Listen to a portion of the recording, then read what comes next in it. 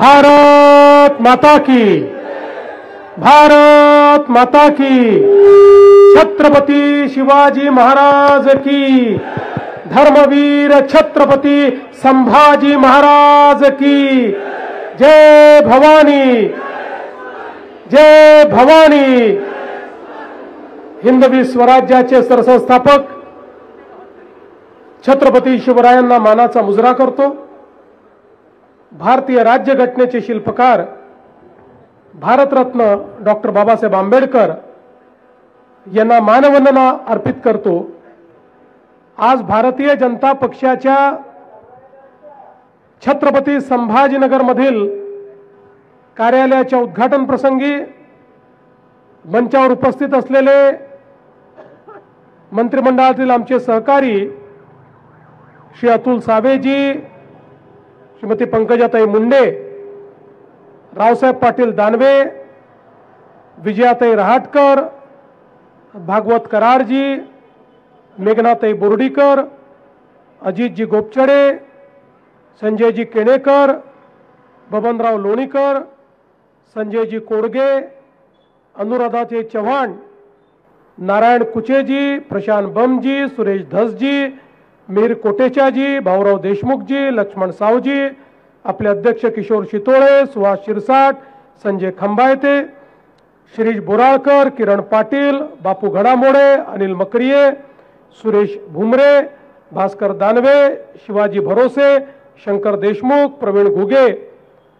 ज्यांनी ही चांगली इमारत उभी केली ते वास्तुविशारद SB सुतारी, सर्वच या इमारतीकरता वेगवेगळ्या विभागात ज्यांनी कामं केली ते सर्व आमचे कॉन्ट्रॅक्टर्स आणि उपस्थित या कार्यक्रमाकरता विशेषतः या बाजूला बसलेले आमचे सर्व सन्माननीय ज्येष्ठ कार्यकर्ते ज्यांनी अनेक वर्ष या छत्रपती संभाजीनगरमध्ये भारतीय जनता पक्षाच्या वृद्धीकरता विकासाकरता काम केलं, ते सर्व आमचे ज्येष्ठ कार्यकर्ते आणि विशेषतः या ठिकाणी मोठ्या संख्येने उपस्थित असलेल्या आमच्या सर्व लाडक्या बहिणी, आमच्या कार्यकर्ता बहिणी आणि सर्व कार्यकर्ता बंधूंनो, आज आपल्या सर्वांकरताच हा अतिशय महत्त्वाचा दिवस आहे।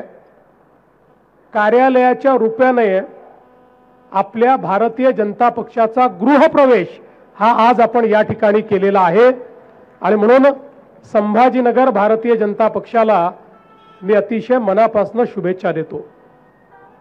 खरं तर पहिल्यांदा आपल्या सर्वांना मी नुकत्याच बिहारमध्ये झालेल्या निवडणुकीमध्ये ज्या प्रकारे बिहारच्या जनतेने आपल्या देशाचे प्रधानमंत्री माननीय नरेंद्र मोदीजी यांच्यावर विश्वास दाखवत, नितीश कुमारजी यांच्या सुशासनावर विश्वास दाखवत विरोधी पक्षाचा सुपडा साफ केला आणि एक प्रचंड मोठं बहुमत हे आपल्याला दिलं, त्याबद्दल मी बिहारच्या जनतेचे तर आभार मानतोच, पण भारतीय जनता पक्षाचे आपण सगळे कार्यकर्ते आज अतिशय आनंदी आहोत आणि म्हणून आपल्या सगळ्यांच्या वतीनं आपल्या पंतप्रधानांचं या ठिकाणी मी अभिनंदन करतो। खरं म्हणजे आपला हा विजयाचा रथ सातत्याने पुढे चाललेला आहे। मोदीजींवर या देशामध्ये सर्वांचा विश्वास आहे आणि सातत्याने जे फेक नरेटिव्ह तयार होत आहेत त्या फेक नरेटिव्हला जनताच त्या ठिकाणी उत्तर देते आहे। जोपर्यंत काँग्रेस सहित विरोधी पक्ष हे जमिनीवरची हकीकत समजून घेत नाहीत, जनतेत जात नाहीत, जनतेचे प्रश्न मांडत नाहीत, तोपर्यंत त्यांची अशीच माती होत राहील हे आपण सगळ्यांनी लक्षात ठेवलं पाहिजे। ते स्वतःच्या मनाचं समाधान करू शकतात, त्या ठिकाणी कधी वोट चोरीचा मुद्दा, कधी EVMचा मुद्दा, असे वेगवेगळे मुद्दे ते सातत्याने मांडतात पण ज्यावेळी कोर्ट त्यांना म्हणतं पुरावा द्या, कवडीचा पुरावा देत नाही, ज्यावेळी इलेक्शन कमिशन त्यांना म्हणतं पुरावा द्या, एक पुरावा देखील देऊ शकत नाही. हवेत गोळीबार करणाऱ्यांना जमीन दिसलेली आहे, अजूनही सुधारले नाहीत. तर त्यांची हीच अवस्था महाराष्ट्रातल्याही या सगळ्या स्थानिक स्वराज्य संस्थेच्या निवडणुकीत अशाच प्रकारची माती त्यांची होणार आहे, हे या ठिकाणी भाकीत मी निश्चितपणे करू इच्छितो. आणि म्हणून खरं तर आजचा दिवस हा आपल्या सगळ्यांकरता अतिशय महत्त्वाचा दिवस आहे. मी विशेष उल्लेख आणि अभिनंदन हे आपले मंत्री अतुल सावे यांचं करू इच्छितो की अतुल सावेंनी अतिशय मोलाची भूमिका हे कार्यालय उभारताना या ठिकाणी केलेली आहे. अर्थात इतर सगळ्यांचा निश्चितपणे त्यांना साथ या ठिकाणी होता. कराड साहेब असतील, आपले मागचे अध्यक्ष असतील, आताचे अध्यक्ष असतील, संजय असतील, सगळे मंचावरच्या सगळ्यांनी त्यांना मदत केली. पण हे निश्चित आहे की जमीन शोधण्यापासून तर ही इमारत उभं राहतपर्यंत सातत्याने ज्या प्रकारे येणाऱ्या अडचणींचा सामना अतुलजींनी केला तो मला असं वाटतं अतिशय महत्त्वाचा आहे. आणि म्हणून त्यांचं आज मी विशेष अभिनंदन या कार्यालय निर्मितीच्या निमित्ताने करतो. आज खऱ्या अर्थानं आपले नेते प्रमोदजी असतील, गोपीनाथजी असतील, हे स्वर्गातनं आपल्याला आशीर्वाद देत असतील. कारण या मराठवाड्यावर आणि छत्रपती संभाजीनगरवर त्यांचं प्रचंड प्रेम होतं आणि संभाजीनगर वासियांचंही त्यांच्यावर प्रचंड प्रेम होतं. आणि भाजपच्या वाटचालीमध्ये त्या ठिकाणी प्रमोदजी, गोपीनाथजी, वसंतराव भागवत असतील, या सगळ्या लोकांनी सातत्याने आपली कार्यालय झाली पाहिजेत, पक्षाला स्थैर्य आलं पाहिजे याकरता त्या काळामध्ये खूप प्रयत्न केले. आणि त्या काळची जी आपली परिस्थिती होती, पद्धती होती, त्यानुसार जसे मिळतील तसे कार्यालय आपण त्या काळात उभे केले आणि आपल्या पक्षाला चालवलं. कुठे नाही उभे राहू शकले तर किरायाच्या जागेतनं देखील पक्ष चालवला. पण त्याही वेळी आपल्या सगळ्यांचं स्वप्न होतं की आपली कार्यालय चांगली असली पाहिजेत. आणि ज्यावेळी 2014 साली आपलं सरकार आलं आणि त्यानंतर देशामध्ये माननीय अमितभाई शहा यांनी भाजपची जबाबदारी घेतली, त्यावेळेस आम्हाला अमितभाईंनी बोलवून सांगितलं की आमची इच्छा आहे प्रत्येक जिल्ह्यामध्ये प्रशस्त कार्यालय भाजपचं झालं पाहिजे आणि त्याकरता तुम्ही प्रयत्न सुरू करा. आणि तेव्हापासनं प्रत्येक जिल्ह्यामध्ये जमीन खरेदी करणं, तिथले प्लॅन मंजूर करणं, त्या ठिकाणी कार्यालय उभं करणं, अशा प्रकारचं कार्य आपलं चाललेलं आहे. एक गोष्ट मात्र निश्चितपणे आपण पाहिली, कुठेही सरकारी जमिनी घ्यायच्या नाहीत, कुठेही इल्लीगल बांधकाम करायचं नाही, 100% परवानग्या घेऊनच भाजपचं कार्यालय तयार झालं पाहिजे. आणि म्हणूनच संभाजीनगरमध्ये आमची अपेक्षा अशी होती की जरी शहर आणि जिल्ह्याचं कार्यालय असलं तरी देखील हे विभागाचं कार्यालय देखील असणार आहे. छत्रपती संभाजीनगर हे विभागाचं त्या ठिकाणी प्रमुख स्थान आहे, विभागीय मुख्यालय आहे. आपल्या बैठका विभागाच्या मराठवाड्याच्या इथे होतात. वेळोवेळी मराठवाड्यातल्या कार्यकर्त्यांना छत्रपती संभाजीनगरला यावं लागतं. आणि म्हणून या ठिकाणी आपलं जे कार्यालय ते प्रशस्त असावं. काही जमिनी आपण घेतल्या, विकल्या, अडचणी आल्या, काही अजून इमारती बघितल्या, पण त्यांनी समाधान होत नव्हतं.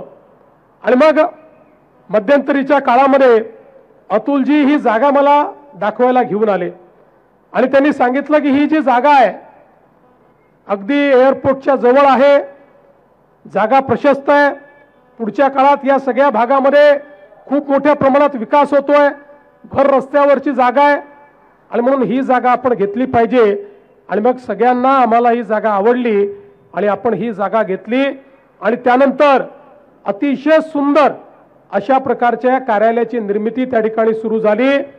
हे कार्यालय बनत असताना देखील अतुलजी मला घेऊन आले, त्याही वेळी कार्यालय बघितलं, काही सूचना मी दिल्या, त्या सूचनांचा या ठिकाणी अवलंब झाला आणि आज आपण पाहू शकतो एक असं कार्यालय की ज्यामध्ये वेगवेगळ्या प्रकारे आपलं काम करण्याकरता आपल्या पदाधिकाऱ्यांच्या केबिन्स आहेत, ज्याच्यामध्ये माध्यमांकरता अतिशय सुसज्जित असा हॉल आहे, 2 मोठे हॉल आहेत। म्हणजे आता छत्रपती संभाजीनगरला प्रदेश कार्यकारिणी करायची असेल तरी देखील या कार्यालयात होऊ शकते, एवढी व्यवस्था या कार्यालयामध्ये आहे। विभागीय बैठकी या ठिकाणी होऊ शकतात, आपली बोर्ड रूम त्या ठिकाणी आहे, सर्व प्रकारच्या बैठकी होऊ शकतात। त्यामुळे सगळ्या सुविधांनी युक्त अशा प्रकारचं एक उत्तम कार्यालय या ठिकाणी आपण तयार केलं आहे। आणि आपल्या सगळ्यांच्या मनामध्ये ही गोष्ट स्पष्ट आहे, कार्यालय ही व्यवस्था आहे, कार्यालय चांगलं आहे याचा आनंद आहे, पण कार्यालयाच्या इन्फ्रास्ट्रक्चरवर पक्षाचं काम डिपेंडंट नसतं, त्याच्यावर अवलंबून नसतं। त्या कार्यालयाचा उपयोग करून आपण अधिक लोकाभिमुखता काय आणणार आहोत, त्या कार्यालयातनं कार्यकर्त्यांना काय आधार देणार आहोत, त्या कार्यालयातनं जनतेच्या किती समस्या आपण सोडवणार आहोत याच्यावर पक्षाचा विस्तार असतो। त्यामुळे एक उत्तम अशा प्रकारचं इन्फ्रास्ट्रक्चर, एक पायाभूत सुविधा ही पक्षाने तयार केली आहे। आता पदाधिकारी आणि जे प्रमुख आहेत ही जबाबदारी त्यांची आहे की या कार्यालयाचा उपयोग करून जनसामान्यांच्या अडचणी सोडवणे आणि भारतीय जनता पक्षाचा विस्तार करणे हे कार्य आपल्याला करावं लागेल। आज आपण पाहतोय मराठवाड्यामध्ये मोठ्या प्रमाणात आपल्या सरकारने मागच्याही काळामध्ये अनेक चांगली कामं केली, विशेषतः छत्रपती संभाजीनगरमध्ये मागच्या काळात आपण जो सगळ्यात महत्त्वाचा प्रश्न होता पिण्याच्या पाण्याचा, 1680 कोटी रुपयाची योजना ही त्या काळामध्ये आपण मंजूर केली, त्याचं काम आपण सुरू केलं। मला कधी कधी आश्चर्य वाटतं की इथले आमचे राष्ट्रवादी म्हणजे शरद पवार, उबाठा आणि काँग्रेसचे लोक हे कशा प्रकारचे लोक आहेत, म्हणजे कधी कधी यांना लाजही वाटत नाही की यांनी आपण मंजूर केलेली योजना, जी योजना मंजूर करत असताना 800 कोटी रुपयाचा भार हा महानगरपालिकेवर येत होता। हे सगळी मंडळी माझ्याकडे आली, मला म्हणाली की 800 कोटी रुपयाचा भार आमची महापालिका सहन करू शकत नाही। आपण एका मिनिटात GR काढला आणि सांगितलं संभाजीनगर महानगरपालिकेचे पैसेही त्यांचा हिस्साही राज्य सरकार त्या ठिकाणी भरेल, हा निर्णय आपण केला। आणि आता हे जे आंदोलन करणारे लोक आहेत या लोकांचं सरकार आल्याबरोबर पहिला निर्णय यांनी काय केला, तर पहिला निर्णय यांनी केला आपण घेतलेला निर्णय बदलून ते 800 कोटी रुपये संभाजीनगर महानगरपालिकेने भरावे असा निर्णय केला आणि ती योजना पूर्ण थांबवली। 2-2.5 वर्ष यांच्या काळामध्ये ती योजना त्या ठिकाणी अक्षरशः थकीत योजना झाली होती। पुन्हा आपलं सरकार आल्यानंतर त्याला आपण पैसे दिले आणि आता ते 800 कोटी रुपये देखील राज्य सरकारच्या वतीने आपण गॅरंटी घेऊन त्या ठिकाणी कर्ज उभं करून ते 800 कोटी रुपये देखील आपण दिले। त्याचा पहिला टप्पा आपण या ठिकाणी केला आणि येत्या काळामध्ये दुसरा टप्पा पूर्ण झाल्यानंतर छत्रपती संभाजीनगरमध्ये प्रत्येक घरामध्ये मुबलक पाणी येईल, ही भारतीय जनता पार्टीची आणि महायुतीची देण या छत्रपती संभाजीनगरला आहे। आणि म्हणून हे जे लोक वेगवेगळ्या प्रकारचे आंदोलन करतात यांच्यासारखे खोटारडे लोक नाहीत। आता महानगरपालिकेच्या निवडणुकीत यांचा बुरखा फाडून यांना त्यांची जागा दाखवण्याची वेळ या ठिकाणी आलेली आहे। आज बघा आपल्या महायुतीच्या सरकारने ऑरिक सिटी DMIC आपण तयार केला, त्याच्या माध्यमातून छत्रपती संभाजीनगर आज एक इंडस्ट्रियल मॅग्नेट तयार झालाय। इतक्या मोठ्या प्रमाणात वेगवेगळ्या प्रकारच्या इंडस्ट्री या त्या ठिकाणी आलेल्या आहेत, त्या माध्यमातून इतक्या मोठ्या प्रमाणात गुंतवणूक त्या ठिकाणी येते। किर्लोस्कर टोयोटा असेल, JSW असेल, एथर एनर्जी असेल, कॉस्मो पिरामल असेल, लुब्रिझॉल असेल, हजारो कोटी रुपयाची गुंतवणूक तर आलीच, पण त्यासोबत हजारो हातांना काम देखील याच संभाजीनगरच्या भूमिपुत्रांना देण्याचं काम हे आपल्या सरकारच्या माध्यमातून या ठिकाणी होत आहे। आणि आता तर देशाचं ईव्ही कॅपिटल हळूहळू म्हणजे इलेक्ट्रिक व्हेकलचं कॅपिटल हे छत्रपती संभाजीनगर होत आहे, याचा अभिमान आपल्या सगळ्यांना या ठिकाणी आहे। आणि म्हणूनच इतक्या मोठ्या प्रमाणात ही वेगवेगळी कामं आपण केली। समृद्धी महामार्गामुळे आज या संभाजीनगरचं चित्र बदलतंय। या एअरपोर्टला 740 कोटी रुपये लँड एक्विजिशनला देऊन देशातलं एक प्रमुख इंटरनॅशनल एअरपोर्ट म्हणून या एअरपोर्टला आपण त्या ठिकाणी मोठ्या प्रमाणात काम करतो। मनमाड छत्रपती संभाजीनगर मार्ग असेल किंवा या ठिकाणचे वेगवेगळे मराठवाड्यातले सिंचनाचे प्रश्न असतील, नदीजोड प्रकल्पातून मराठवाड्याला दुष्काळ मुक्त करण्याचा प्रयत्न असेल, ही प्रत्येक गोष्ट या ठिकाणी आपल्या सरकारच्या माध्यमातून झालेली आहे। आणि यावेळी तर आमच्या शेतकऱ्यांवर अभूतपूर्व अशा प्रकारचा त्या ठिकाणी संकट आल्यानंतर राज्य सरकार त्या संकटामध्ये शेतकऱ्याच्या पाठीशी उभी राहिली आणि आपण एनडीआरएफचे तर पैसे दिलेच, पण हेक्टरी 10,000 रुपये पुन्हा वरचे आपण त्या ठिकाणी शेतकऱ्यांना दिले आणि आता आपले पैसे शेतकऱ्यांच्या खात्यामध्ये देखील त्या ठिकाणी जवळपास 70% पैसे पोहोचले आहेत आणि पुढच्या 3-4 दिवसात 100% शेतकऱ्यांच्या खात्यात त्या ठिकाणी पैसे पोहोचतील। आणि म्हणूनच ज्यावेळी कधी नव्हे ते आमचे उद्धवजी मराठवाड्यात दौरा करण्याकरता आले आणि मराठवाड्यात थांबले आणि त्यांनी दौरा केला, पण दुर्दैव बघा आपल्यापैकी अनेकांनी बघितलं असेल गावामध्ये गेल्यानंतर माणसंच नसायचे। आमचे अंबादास दानवे माणसं अरे कुठे गेले, अरे माणसं आणा, अरे माणसं आणा, असे माणसं आणायचे। याचं कारण लोकांचा तुमच्यावर विश्वास नाही।